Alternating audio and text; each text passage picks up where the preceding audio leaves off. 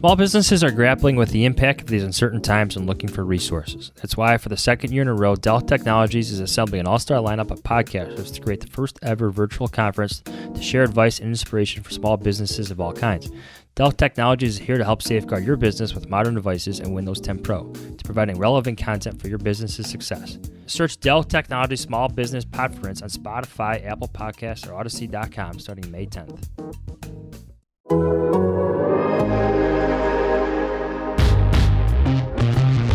Get your popcorn ready. It's game time, baby. Ladies and gentlemen, please welcome a team that is known as Stoppers. The Athletic presents Hoge and Jahns. Every single play, go take it. Bring that juice. Let's go get it. Come on. Chicago's best Bears coverage. Go Bears. Go Bears. From NBC Sports Chicago, it's Adam Hoge. I do think he has the support of his teammates. Why would you not be rooting for him to succeed? And from The Athletic, it's Adam Jahns. I don't mean to psychoanalyze this stuff, but this is what we do in Chicago. This is what we do with their quarterbacks, and this is the biggest story in town. Here they are, the Adams, Hoge and Jahns. What's up? Welcome in, Hoge and Jahns with you. The draft is less than a week and a half away. We are almost there, Johnsy. These are the days that get slow because you just consume so much draft coverage, but now at this point, just over a week away, you're still consuming it, but you want it here. Absolutely. There's more coverage coming from The Athletic, by the way, but I want to hear it and I want it over. That too. Those long 3 days. I love the draft. I love the draft.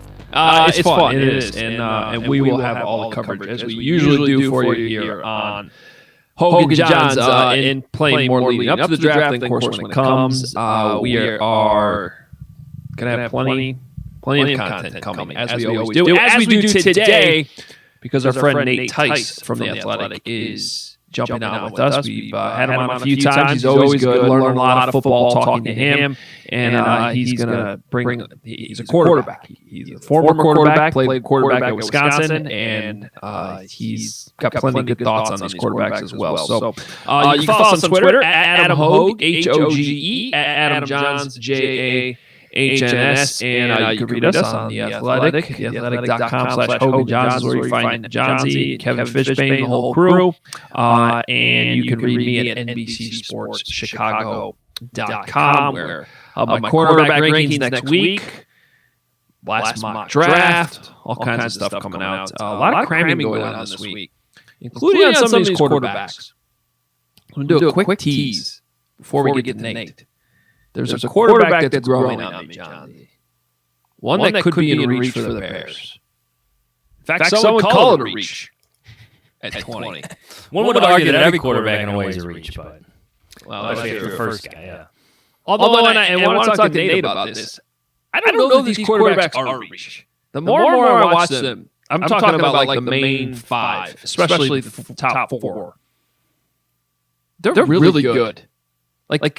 We may look like there's always a chance you go back and you look on a draft class like this and you say, man, it was overhyped, and 3 of them didn't work out or something like that. I don't know. I think we're going to look at this class 5 years from now and be like, that is a historical class. I know what you're saying. Well, history says they're not all going to work out. Now, that may not be the player's fault. They could be the team's fault, but you just look at, what was the last year they had 4 in the top 10? Was it Josh Rosen?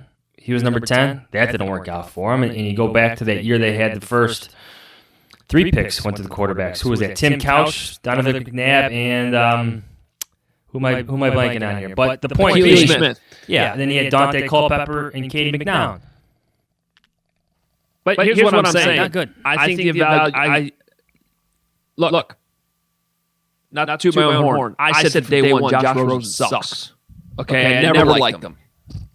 Never liked him. I debated putting an undraftable grade on him. Now maybe that was a little bit more extreme. But my point is exactly that, John. Like I look at these guys completely different. The more and more I watch them, like we're poking holes in them, trying to find something wrong. And there's not a lot wrong. There's really not a lot wrong. And I also find it fascinating how opinions differ so much.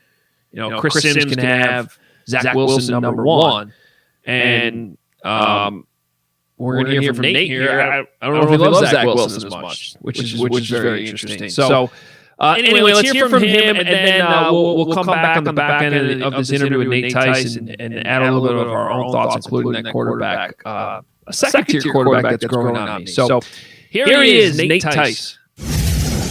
We are happy to have our guy Nate Tice on the podcast once again. From The Athletic. We've had him on a couple times in last season, complaining about Bears quarterback play, as we all do, plenty. And now it's time to figure out how the Bears fix that, as we've also been talking about a lot this offseason. So we figured we'd bring in Nate in ahead of the draft. What's up, man? How's it going? I know that you don't really help anybody with like what time period that is. You're complaining about Bears quarterbacks. Yeah. It's like, okay, does that narrow it down at all? Nope. Like whatsoever? Like, where do you want to begin? Rex Grossman? Yeah, Rex. I got the Cutler years, and so yeah, I got that experience. Yeah, I know that's what's great. I get to parachute in and out of like different teams, like fan bases, like just like different like eras for everybody. So it's like I could relate to Viking fans for a specific time period, then Bears, Jaguars are kind of count, I guess, and then Raiders. So I could relate just a little bit for a year or two with each guy or each fan base. Well, you can follow him on Twitter, and you should be following him on Twitter at Nate_Tice. Of course, the son of former Bears offensive coordinator Mike Tice, who, if you haven't heard our previous episodes with Nate in the past. All right, Nate, where should we start? Let's start with the quarterbacks. I want to hit on some other positions, too, because we do talk about the quarterbacks a lot here on this podcast. But let me start you with this. I have been very, very tempted to actually put Zach Wilson ahead of Trevor Lawrence. Tell me if I'm crazy. Absolutely crazy. Yeah. I'll tell you that right now. I think Trevor Lawrence is it's truly generational. Just don't overthink it. It's I get with the flash with Wilson. Like, don't get me wrong. Like, Wilson's still, I consider a top 10 talent. Like a legitimate, if you're going to take 4 quarterbacks in the top 10, we can talk about Mac Jones in a second. Like, these are 4 guys you would take in the top 10. It's not like you're squinting and going like, we really need a quarterback and we need to take one top 5. Okay, this guy's kind of good. No, it's like these guys are all legitimate top 10 talents, which is really fun. So you're not as crazy, but I just think I think Lawrence is truly that generational talent, like just the complete package of intangibles to start with, just the mindset that he has, just how he attacks everything, but then also just the skill set. He looks weird, like he's so long and gangly, but then it's like he's built like Matt Ryan, which is kind of a weird, that kind of like giraffe almost, but he's so athletic, like he's so twitchy and so. Just has that short area to him, like where when he's in the pocket, everything's tight. And then on top of that, like I gave him for Bleacher Report the strongest arm in the draft class. And I get with Wilson, and I've made this point a few times now, is that Wilson has arm strength that he can throw a deep ball. But then when throwing through a wall 10 yards in front of him, like it's a little different arm strength. Like that's where Lawrence's arm extends, and that where the intermediate throws where the ball gets really in a hurry at a guy. So I think it's a little crazy, but I do like Wilson. Like Wilson has the flash. I just have a few more knocks on him, especially what you have to have with all these top 10 guys. You almost forget Lawrence. Like every time he stepped on the field, high school, college, like he's been the best athlete. He's won everywhere he's gone. Just a special package put together that way. So like after him, we talked about Wilson there a little bit. Like how would you rank the 4 guys after him, the 4 guys that are expected to go in the first round, possibly in the top 10? I'm really high on Justin Fields, like really, really high. I have him closer to Lawrence than to the other guys. Like I think Fields in any other draft should be the 1-1 pick. I think we're overthinking that too. I think we're just trying to find a blemish with him. Like he's another guy that's been in the spotlight, but also just the complete package of athleticism, size, but he's extremely smart. He's smarter than I think a lot of people have given credit for. I think now it's the backlash. Like we had the first backlash show, he doesn't read anything, and now the cool kids are all saying, no, he reads everything. Of course the truth is somewhere in the middle. But he plays everything that he's asked to do. He does like in a calm, like he just plays with confidence and calmness. And that's what's so funny is like, you don't realize that he's also a 4.45 athlete, like on top of all that at 228 pounds. I really, really like him. I think Fields is truly a a franchise guy and like can handle it and is just going to step right in and just do a lot of good things. The aggressiveness is something that is so sometimes we can take for granted with quarterbacks, aggressive and keeping eyes down the field. And I think that's like his biggest, like that's a huge compliment, the thing that people were knocking him on, and he progresses completely fine. That's all hogwash. All those knocks on all that, done threads on it. I've watched at least 4 games on this guy, and every time he has to progress, he does. And it's just like sometimes guys shortcut reads. And I think maybe that's what they're hung up on. And also with Ohio State's offense, everything is so down the field. It's really a lot like my dad's old teams with the Vikings, which was touchdown to check down. And that's what Ohio State's offense is. It's just a lot of at you. It's aggressive. And guess what? He's super accurate, and he does everything perfect, exactly how it's coached and on time. And it's like, okay. And then there's room to grow because he's young and he's big. And it's just, yeah, there's a lot to him. Number 3 for me is Trey Lance. I think he's not as much as a project as you would actually think, coming from North Dakota State and not having a lot of starts. He actually shows a lot of polish. His footwork is great, almost too robotic at times. But also the intelligence that he brings. He was asked to handle protections, which is extremely rare, especially for a redshirt freshman. Extremely rare for a redshirt freshman. Rare for a redshirt freshman at the FCS level. That's what I really turned me on to him. Was like, okay, there's more to this guy than, maybe this guy comes in the NFL and needs a year to even just know what the hell's going on. It's like, no, they asked a lot of him, and he delivered, won Walter Payton Award, everything as a redshirt freshman. And I've compared him to Donovan McNabb, not just because he wears number 5, but just that size, that arm strength, that athleticism, that just like the exaggerated over the top delivery, just that kind of like he really has a lot of vibes of McNabb, and I think he really can. His floor is a little higher than I think people even realize, but I think his ceiling is really up there too. And last but not least is Wilson. We'll talk Mac Jones in a sec too, but with Zach Wilson is I get the flashes. Like it's so much fun. Like his throwing off platform and his accuracy. He was so much more. He's improved his accuracy from last year to this year. The knocks with him are, he didn't play the greatest competition, but guess what? He dominated it. You want the guys to dominate bad competition, and he did. So that's where you got to talk out both sides of your mouth with that.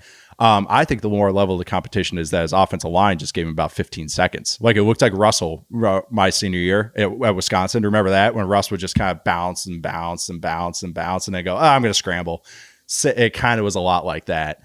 And I think with his accuracy and the off-platform stuff, he throws a beautiful deep ball, and that's what I mean with the arm strength. I don't think I've seen people are like, oh, he's going to walk in and have a top 3 arm. I don't see that because the ball dips on him when he's thrown to the field. But the playmaking ability, that's exciting stuff that he brings, and he can do more. Another concern I have with him is his frame. He's under 210 pounds, which, historically has not been a great thing. I'm not like, he played 214 as pro day, so maybe he did get bigger, but I think that's water weight. A lot of guys gain water weight for pro day. So I think that's another concern I have because I have a lot of flashbacks to Derek Carr getting knocked over in the pocket. And, if you look at quarterbacks under 210 pounds, really it's Lamar. You have to be a freak athlete. Lamar, Michael Vick, and then like Mark Bulger. And that's pretty much it. And he was a 6th-round pick. So that is something a little bit concerning for me, but he's athletic enough to overcome it, and he has arm strength and arm quickness to kind of overcome it. But that is something that I have a little bit of a negative on him. So that's a key point here as we talk about all this, though, because it sounds like you still like them all. And like them all. Yeah. And that's where I keep coming back to, too, is it. I'm almost at the point where I actually think 6 quarterbacks are going to go in the first round.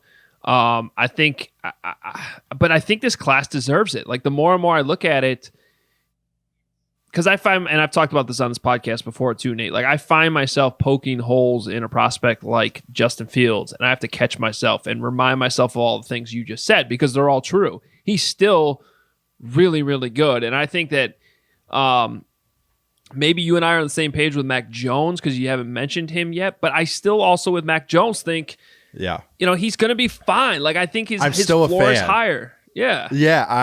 I was shocked how much I liked him. And I think that's a consensus around a lot of people. It's like, he's better than I went in. I was like, all right, whatever. He gets the Alabama hype. I get it. He's probably going to be like some 3rd round, bogus guy. And I watch him, and that dude puts every freaking throw on the money. Everything's on time. And so, credit where credit's due. He only can do what he's asked to do. And guess what? He delivers. And, he's an okay athlete. He's, and I get the the roly-poly stuff with his body type and all that. He's fine. He could throw off platform a little bit. But that's the thing is I keep coming back to comparing him to Chad Pennington. And that's kind of where I'm at with him is like that's his ceiling kind of. But I think he does have I think he's going to come in no matter who he plays for, and they're going to be competent. Like he's going to make the offense competent. It's just that he's only going to be as good as the situation around him. He'll have some years where maybe they have a really good team around him, and it's like, no, he's a Pro Bowl quarterback. Look at that, 38 touchdowns. Look at that. But then as soon as the supporting cast isn't as good, it's like, all right, he's fine. Like he's not embarrassing, but it's not going to win us some games. So that's kind of why I keep coming back to Chad Pennington as both as a compliment and kind of a diss. But just the unbelievable accuracy he brings, and like I give him an early second round grade. Quarterbacks, you kind of give a half round inflation to where they get drafted. So if he gets picked in the 15, 20, somewhere in that range, like that makes a lot of sense to me. I would not bat an eye because it's like that's where he should go. But his talent is more of like an early second rounder that gets that inflation. But yeah, and like you said, there's other quarterbacks. You get a new appreciation for Fields and other guys when you have to watch the crappy guys. like trust me, when now I'm circling back and watching the top guys again, and it's just like, oh my God, oh yeah, ball's out on time. This is great. Oh, accurate. The ball's not sailing 4 rows and hitting some fan 4 rows up or cardboard box, so you're right. That's a great point. Wait, just watch some of the bad players and then you'll go, yeah, I'm gonna watch Trevor Lawrence or Justin Fields again, just make myself feel good today. For you, what's the best way to separate a guy from a loaded program like that? And I think the same applies to even Lawrence. I mean, Clemson's been good. I mean, Watson's teams at Clemson's were unbelievable. Ohio State, I mean, they're loaded with a bunch of draftable players. Like, how do you separate the quarterback in these evaluations from the players around them, especially when you have first-round, second-round talent playing with them? Yeah, you're trying to learn what the translatable plays are. I think that's kind of how I define it. And you want to watch every play, and everyone's like, "Oh, I watched 400 plays of this guy. I watched every single throw." Some of it's crap. Some of it's just just BS, like fluff. And you're trying to find what actually tangibly translates. The one I would stand out to me in my head right now is Justin Fields. It was against Penn State, and he runs, and it was my first time watching him, and he ran like a play action, just classic. Just hey, when I first saw on this podcast, it was the exact same stuff that Mitch Trubisky runs, basically. That they remember when they were like, wow, they actually improved the offense a little bit, made it easier on him. Kind of that similar kind of concept, like same gist of play. So they ran the play action, and as opposed to him getting hung up on one and wishing him open, that's a Paul Chris line. He goes, "Don't wish a guy open. Like listen to your feet and check it down." He goes 1, 2, checks it down, all just like in one hitch. Beautiful, like perfect timing and rhythm. And I was like, that translates because that's a real NFL play. Because that's how quick it happens. It's not a lot of these guys, but especially when they get good O-lines, they can just take their time. They go 1 Mississippi. Okay, I'm on number 2 Mississippi. Okay, check. Oh no, I can't check it down because I took so long. All right, I'm going to scramble and I get a 7-yard gain. And we're all like, wow, what a great play. What a good athlete. And then really it's like not good progress though, or process though. You're trying to watch the process. Those types of plays. And I know that's kind of hard without like showing exactly. But, you're just trying to really narrow it down to what actually translates. That's actually why some concerns I have with Mac Jones is that it's a lot of RPOs. I mean, that's a lot of RPOs. And I get the NFL is doing more RPOs, but not to that level. Like nowhere near. And that stuff's all down the field. It's not RPOs in the NFL are slants. Like it's just. I mean, you guys have seen it. Trust me, what the Bears try to do for a couple of years. But it's just slants, and then that's it. At the college level, it's glances, posts, overs, because they can do it with the offensive line having 4 yards to get downfield. It's a lot different. It's not only just the type of RPO, but just how many that they run. So that's something too that you have to kind of filter out. And actually, Trevor Lawrence, Deshaun Watson's the best thing that happened for me in my evaluation of Trevor Lawrence, because I said I know how basic that Clemson offense is, but guess what? They run it to the max, and so all right, he's doing that's all he's getting asked to do, and he's delivering. Whatever he's getting asked to do, he delivers. Yeah, for me, it's and you kind of touched on this. It's the timing, because a guy, let's say Lance at the FCS level, like he may have more time overall, but like 2 seconds is still 2 seconds. So how fast are the quarterbacks going through their progressions. Whether he has 5 seconds to throw the ball or 3, if he does it quickly, if he gets 1, 2, and maybe even 3 sometimes, and he does it quickly, like that's still that's still a translatable thing. And so I don't know. That's one of the things I always look for. And I guess I saw you nod your head when I said maybe 6 quarterbacks go in the first round. I don't know if you're agreeing with me or not, but if you are, is that based on what you think will happen, or maybe what you even like? Is there a 6 quarterback that you think is worthy? No, absolutely not. Okay. No one should even sniff the second round in my estimate. Really? I can get on board maybe some of the guys a couple of the guys in the third. But even then, it's like, all right, what's their upside? No, but the fact that a couple guys like Davis Mills and Kellen Mond are getting like first round love, or Kyle Trask and stuff, no. It's like, no. Again, when you watch these guys all back to back to back, you shouldn't have to squint to see a first round quarterback. It's just, especially in the top 10. And honestly, if you take a quarterback outside the top 10, you're playing with fire, and you shouldn't have to squint. And that's the thing, is some of these coaches talk themselves into it. They're like, look how accurate he is. Look how on time he is. Because then the coaches are watching these guys now. So they just see the stuff that they want to see. It's the eye of the beholder stuff. So no, I can see myself, I could see a team maybe talking themselves into it. You never know in the NFL draft. It's insane what teams do, the galaxy brain thinking that they get into. But personally, I think that it should only be 5 guys in the first round. Part of this conversation is always like, who drafts these guys? I feel like in terms of how they fit, how they develop them. We know that well in Chicago, right? With Trubisky, now he's in Buffalo. He's a backup for Josh Allen. Like, you played the position. Like, what teams would you want to go to in terms of fit, coaching, all that? And which teams would you, I don't know, want to pull like an Eli Manning or something and try to avoid? Oh man. Well, I'd hope that Coach Chris would get into the NFL first off, but that's just my biased take. No, Pep Hamilton, I would love to as my quarterback coach. And he was with the Chargers last year, and there's Sean Payton. If I were at the Saints, like, I would love to work with him just because how he can strip out fat in the offense and just do what you're good at. Sean McVay, I would love to work with. I think what we have seen out of that offense, there are some limitations, but that was more of who was operating it as opposed to what they were asking, because all of a sudden they saw Wolford in it and you're like, oh, that's totally different.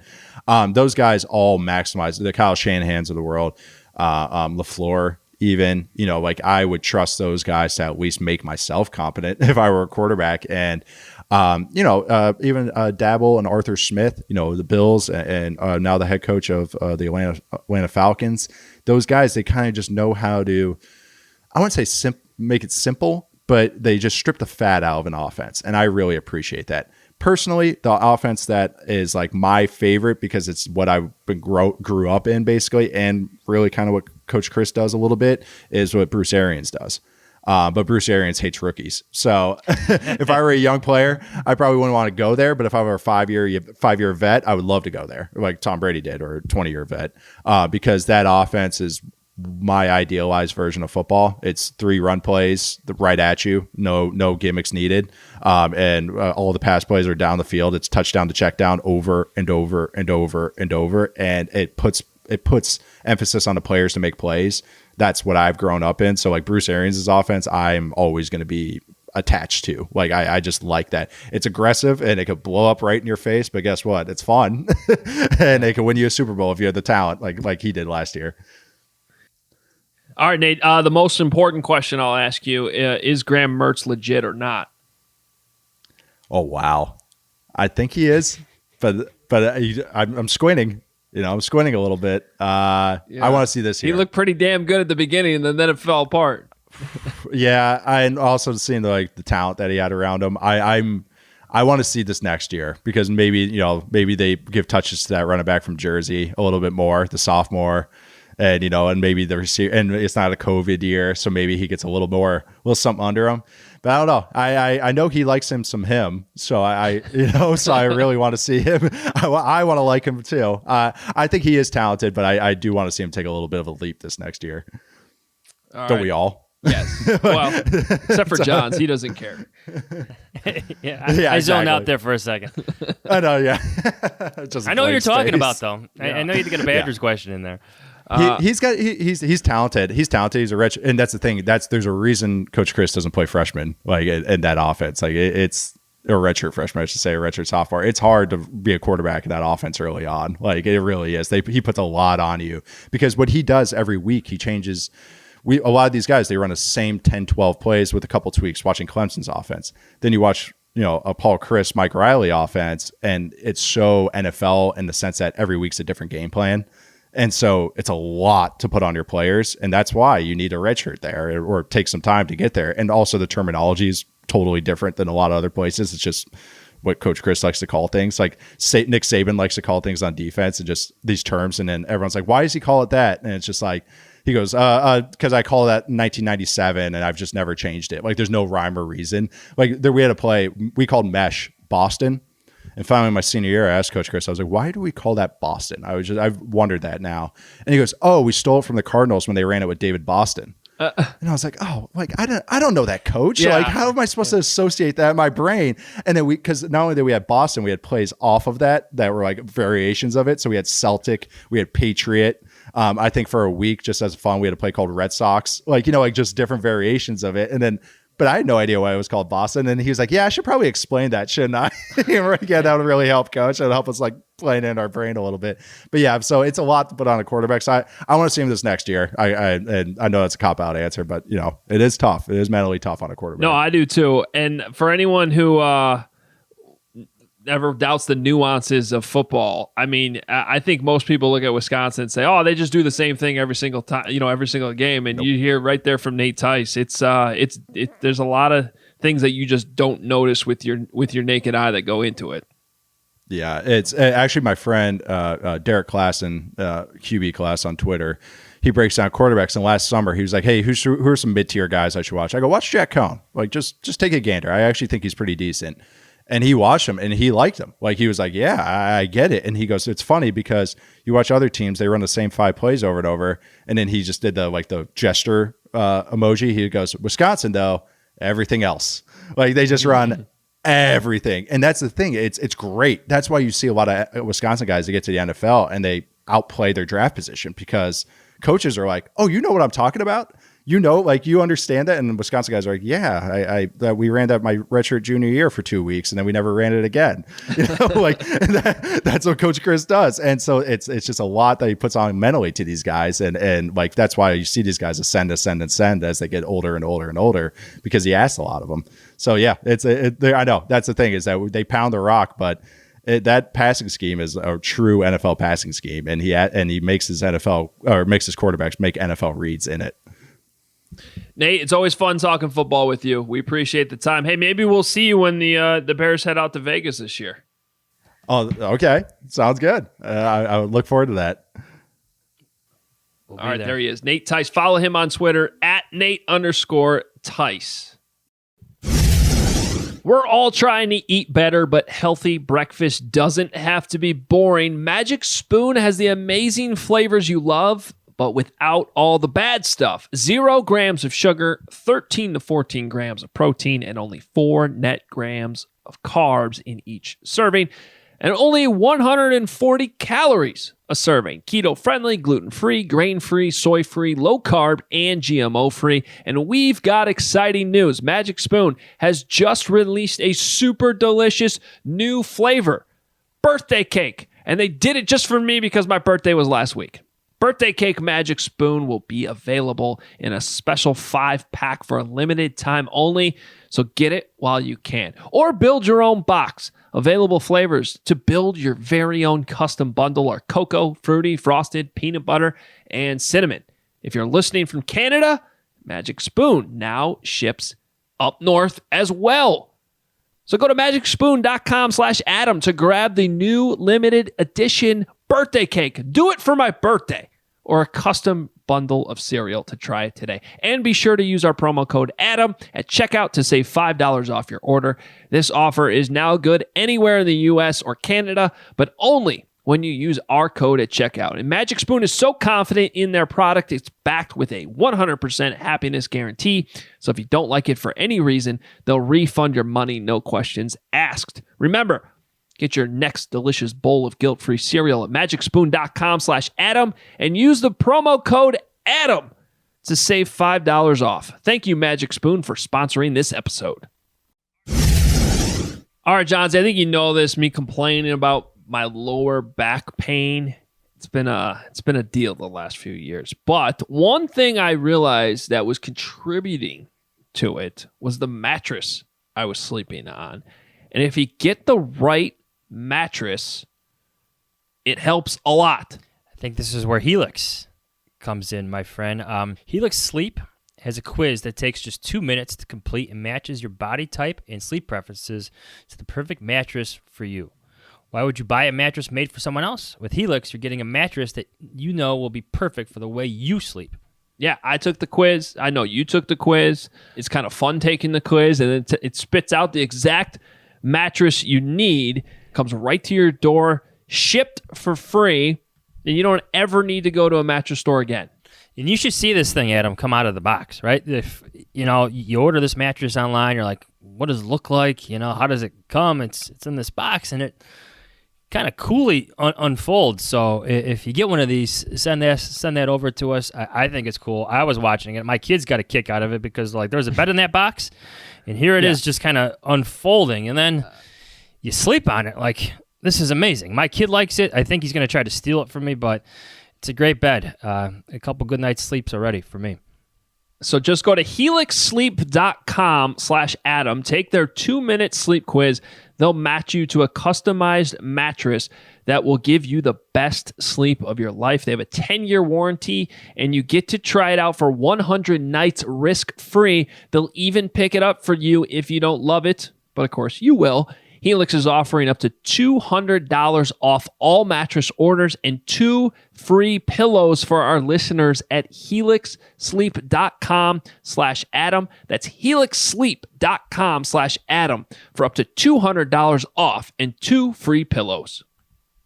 All right, John. So interesting stuff with Nate. I found 2 things that stood out to me. One, that he has Zach Wilson fourth. I almost find that more controversial than putting Zach Wilson number 1, like Chris Sims did. I could see that. He's really good. He is really good. And everything he was saying, it almost convinced me that, maybe the Jets aren't fully sold on Wilson. I know that's the popular thought, but everything that Nate was saying, I'm like, wow. I would not be surprised if, Justin Fields went second overall.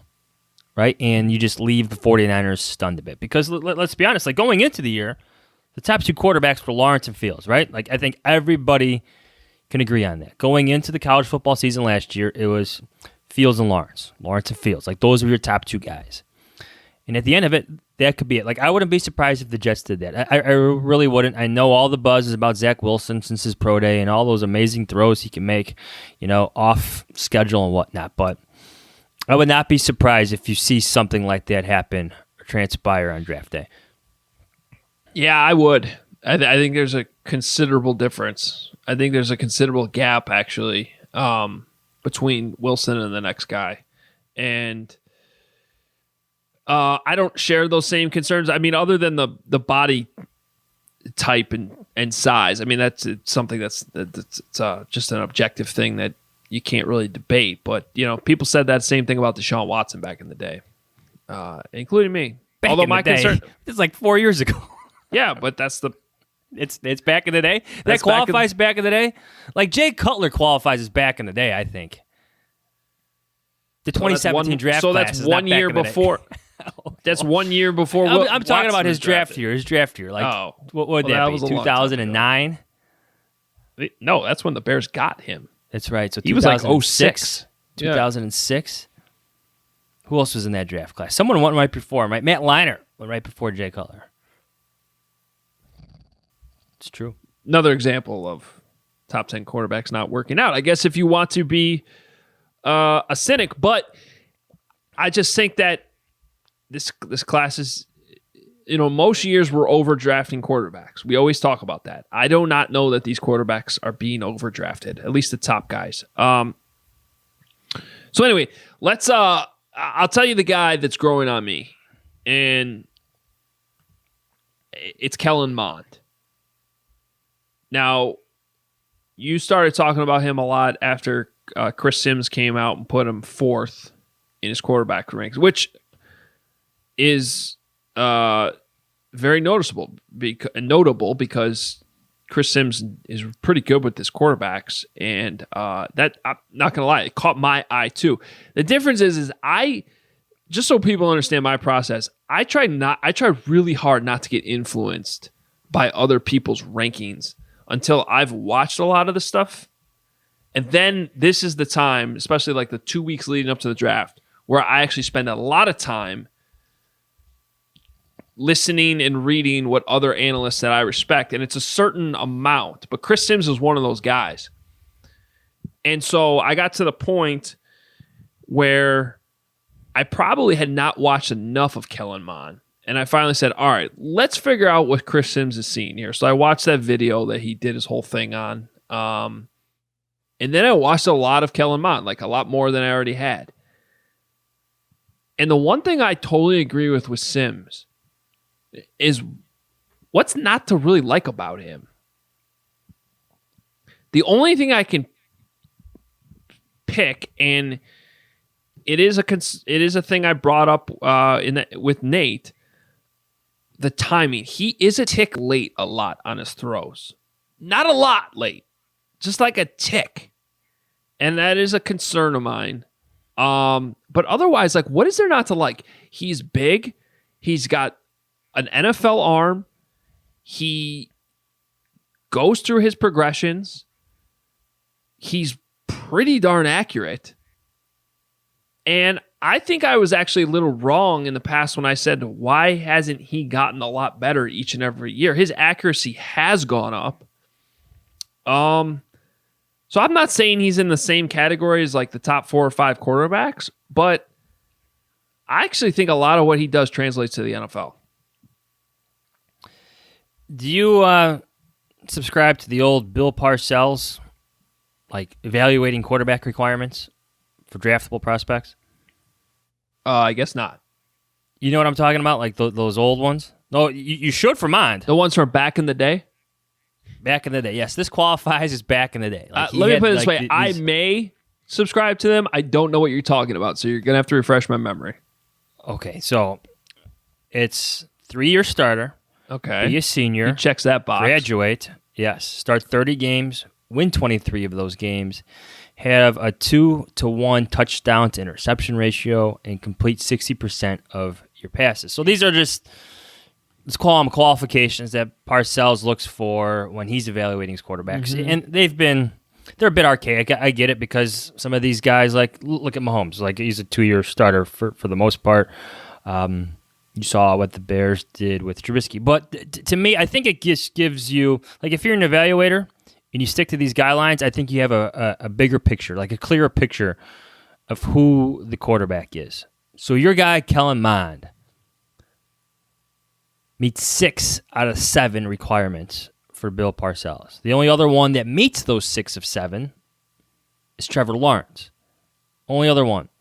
If you want to compare it to what Trubisky was in 2017, he met 2 of the 7 requirements for draftable prospects. So, and I get it, like Mahomes, I think, met 5 of 7 because he wasn't a full-time starter. I think Watson was actually 6 of 7, so there's another argument for looking at Watson more seriously than Trubisky. But I think in terms of being an evaluator and getting a clearer picture for who a prospect is, I think these are good guidelines to follow. And that Mond, who I took in the second round in my mock draft in 2.0, like, I think he's going to be drafted in the second round.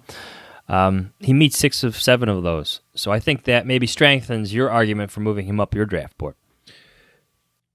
1,358.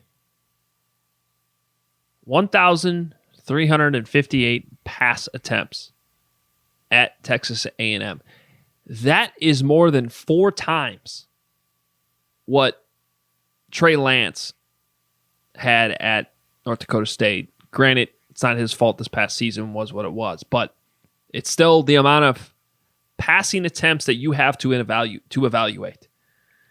And if that was the knock on Trubisky, right, the inexperience, there is no doubting Kellen Mond's experience. And you know what the other thing I like, Johnsy? He's not like he's older than these guys. He's not. He's the same age. He's younger than Mac Jones.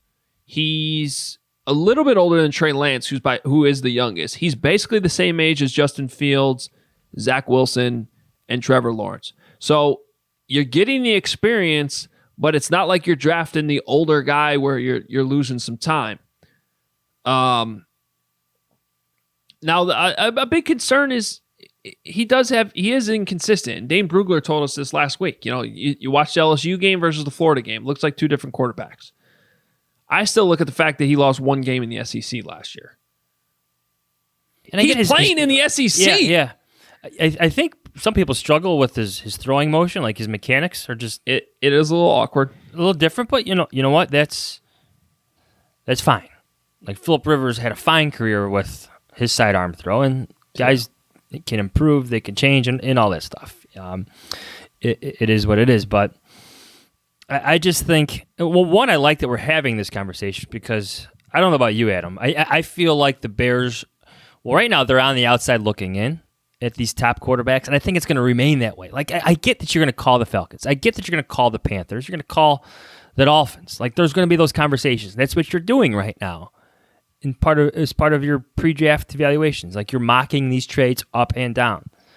But I feel like there's just too many QB-needy teams ahead of the Bears for moves to be made without, like, egregious overpayment. And I think this is where they're going to have to look for their selection at quarterback.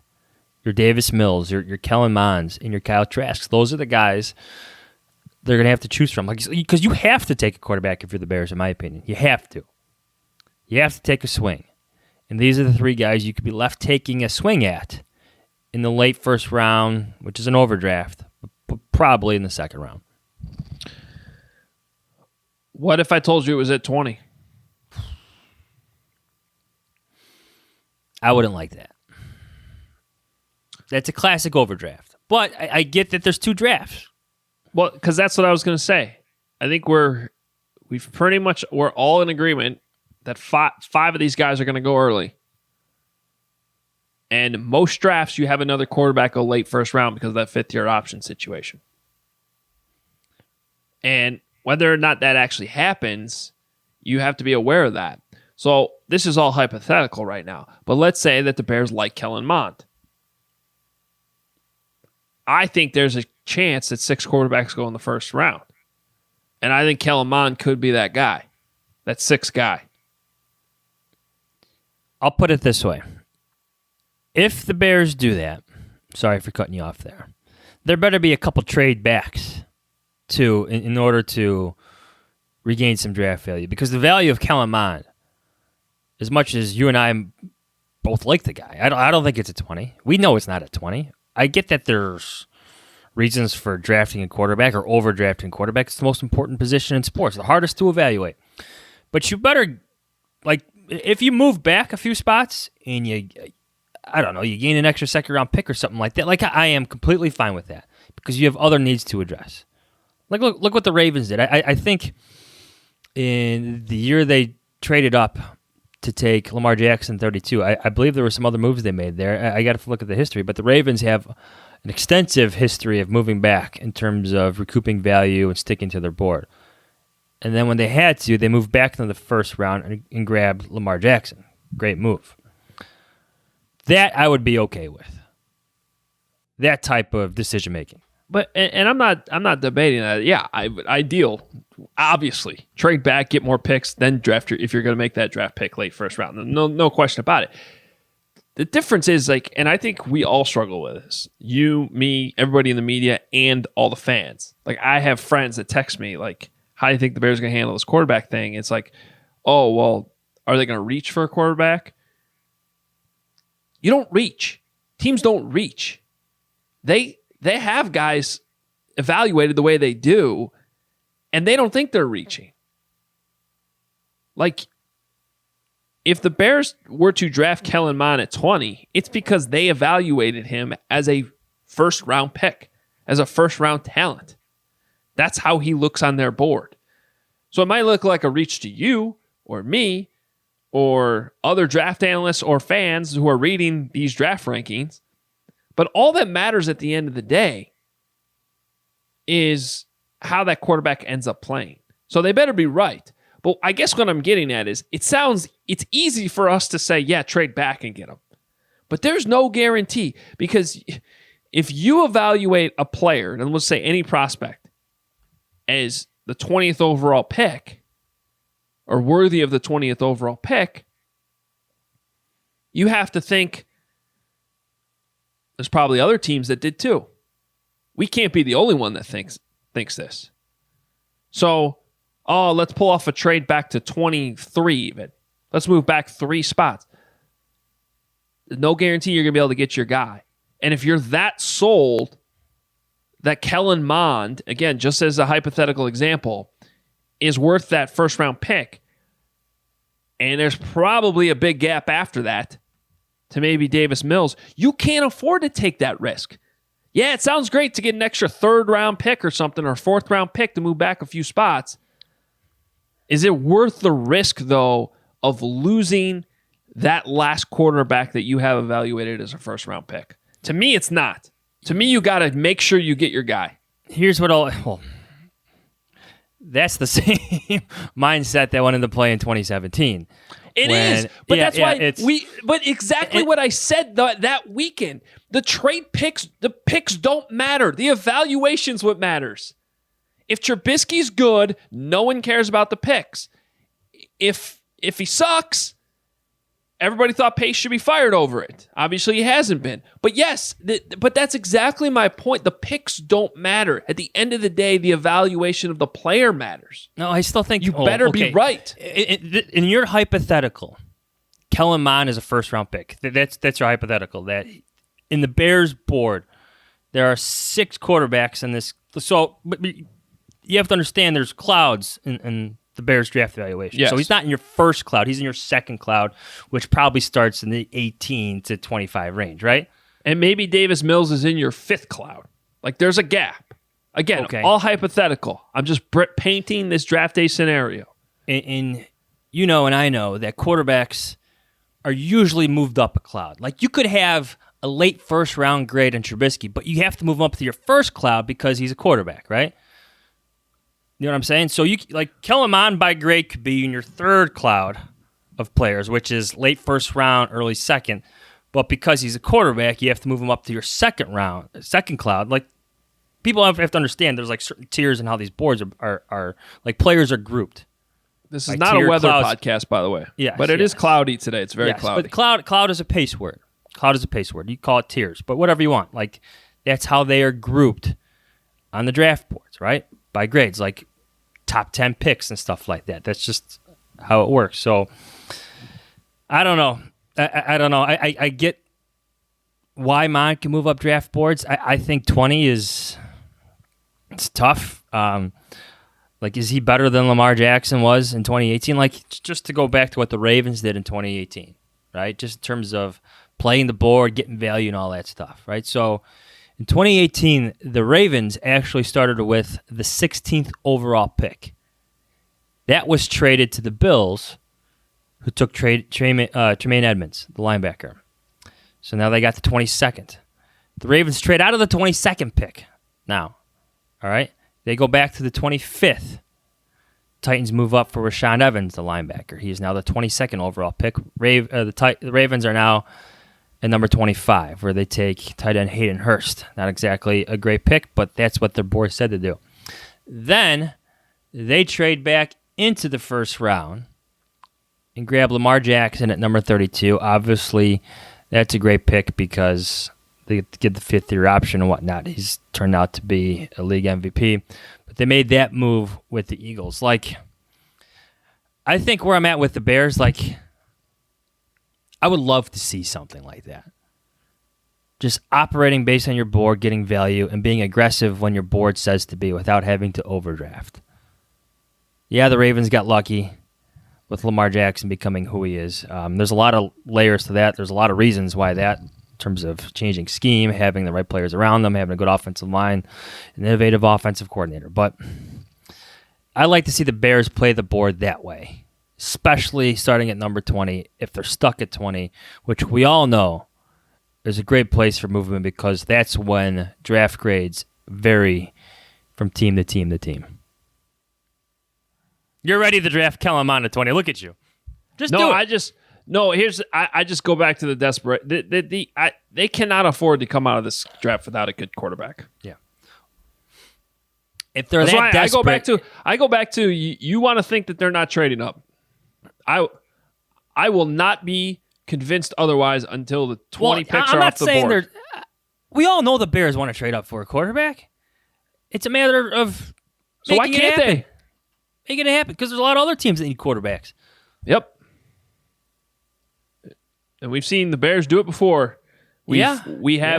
Doesn't mean they can do it again. Like essential confirmation of what they were going to give up for Russell Wilson. Like they cannot, and I'll say this again, they cannot afford for it to be May 2nd or whatever, the draft's over, and they have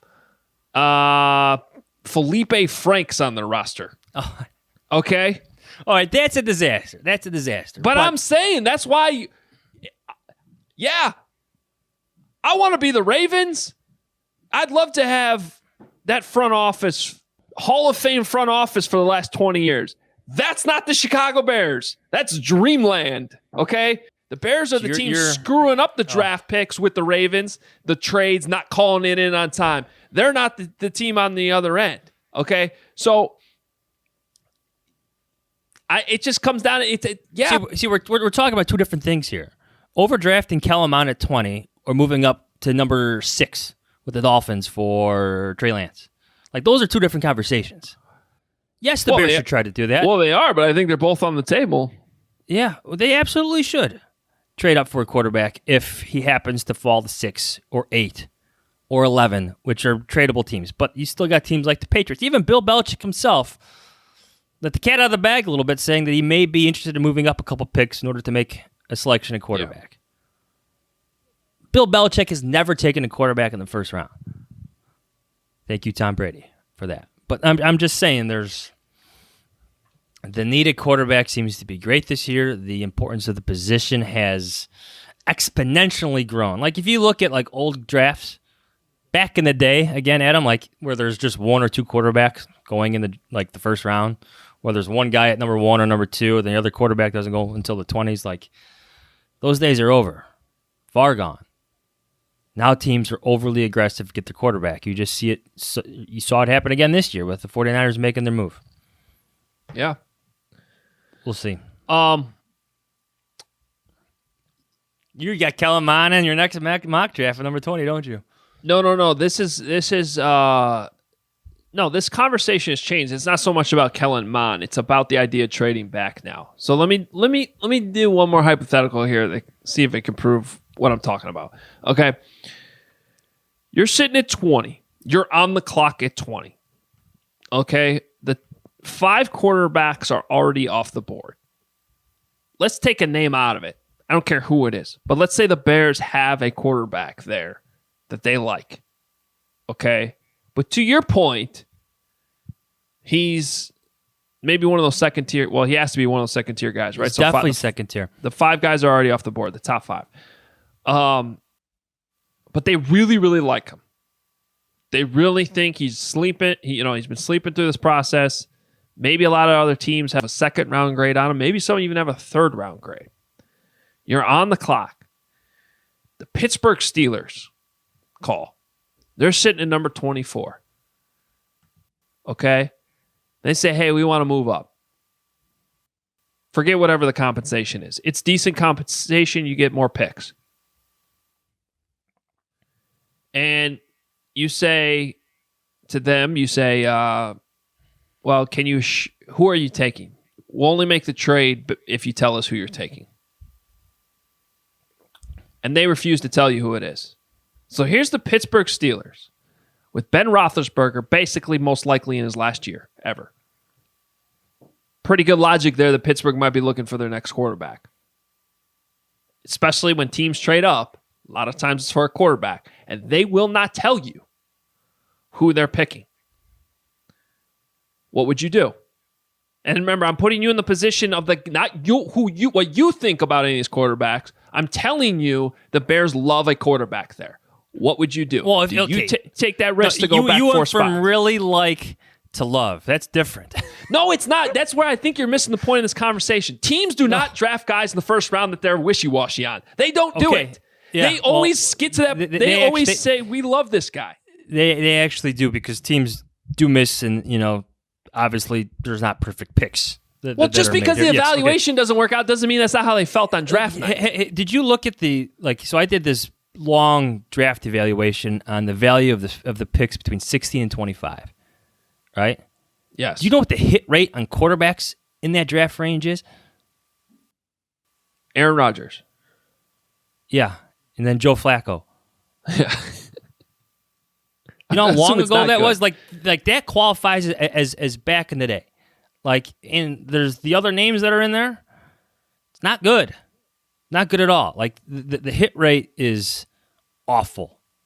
Awful. Just like when Ryan Pace said he traded up for number 2 and wanted to make sure he got his guy.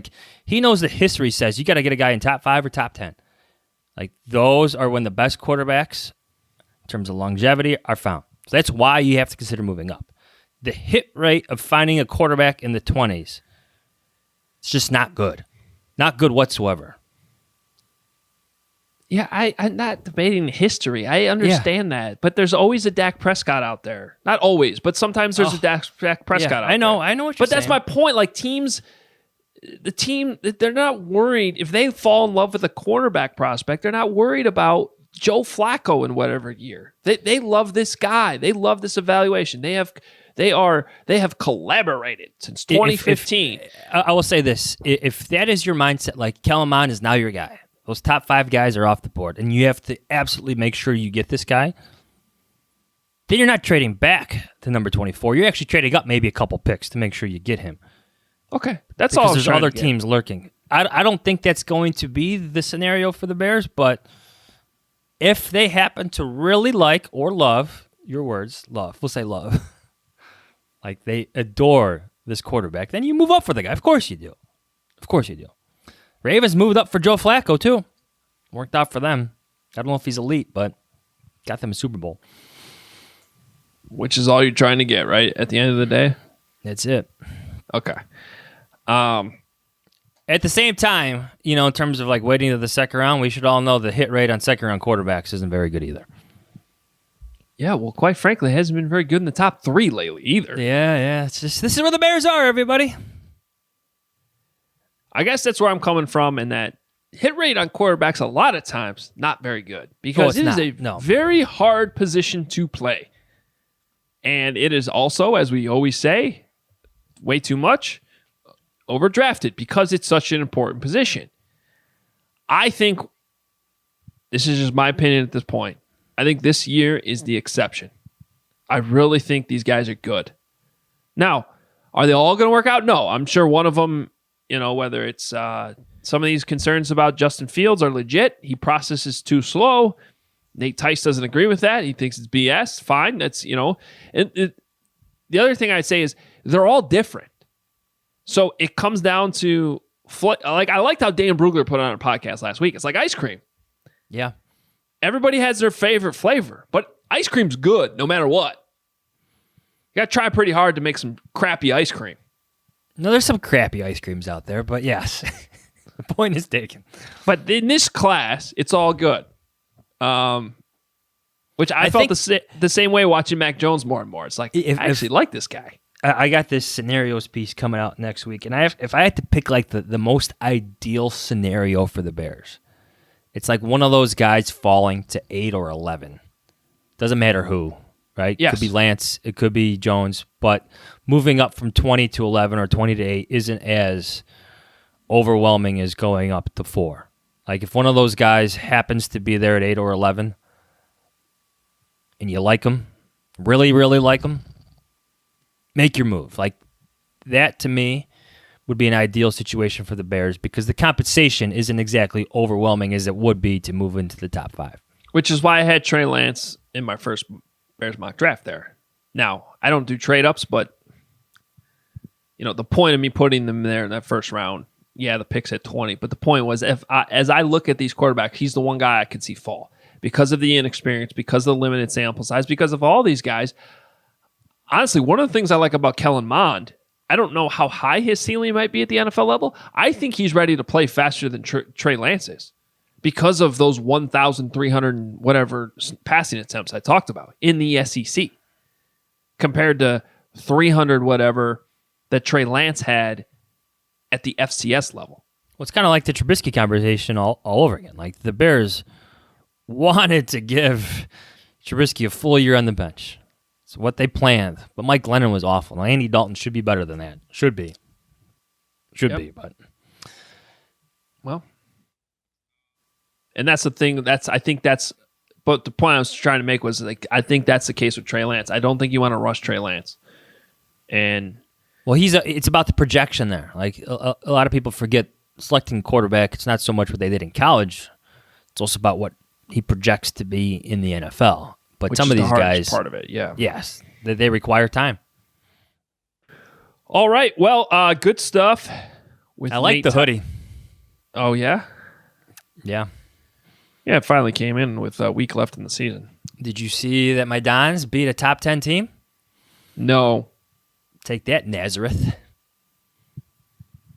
Nazareth is ranked top 10? They were.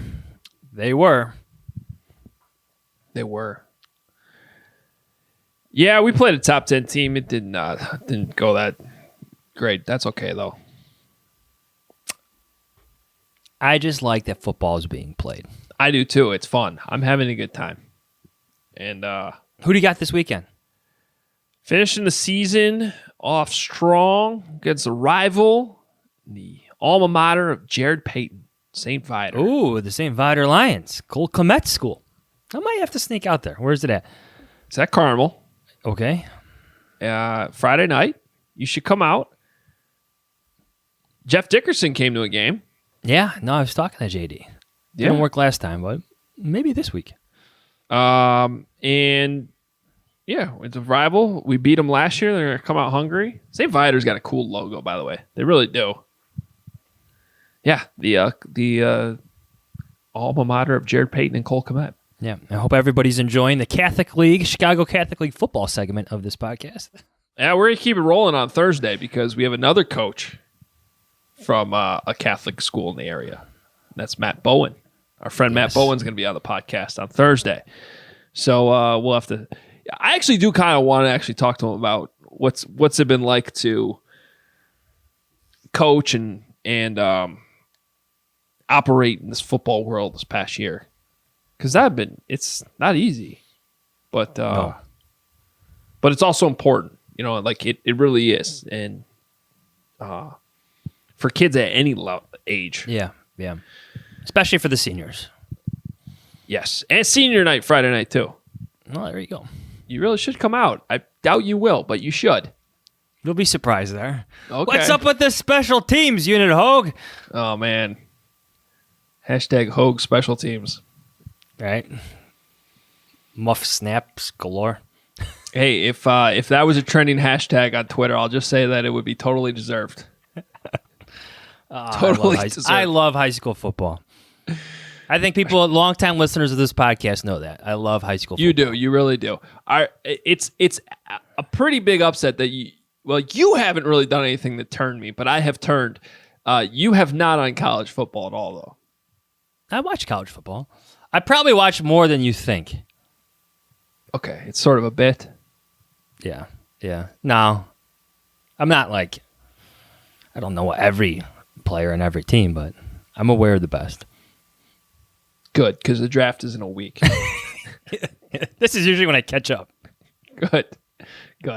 All right. Well, kind of our great line of draft guests that we've had. Dane Brugler last week, Nate Tice today, Matt Bowen coming up later in the week. We'll keep it all rolling for you and try to get you as much information as possible on some of these guys. I would actually love to hear. We kind of ran out of time with Nate. I would love to hear his opinion on Kellen Mond too. But future times. Yeah, West man. We'll get to it if he's the future Bears quarterback. I was going to say maybe 20. in 2 weeks we'll have him on talking about him as a Bears quarterback. Yeah, taking bets on what week he starts over Andy Dalton. Oh, week 5 for sure. Yes. Yeah. When's the schedule coming out, by the way? A week after the draft, I heard.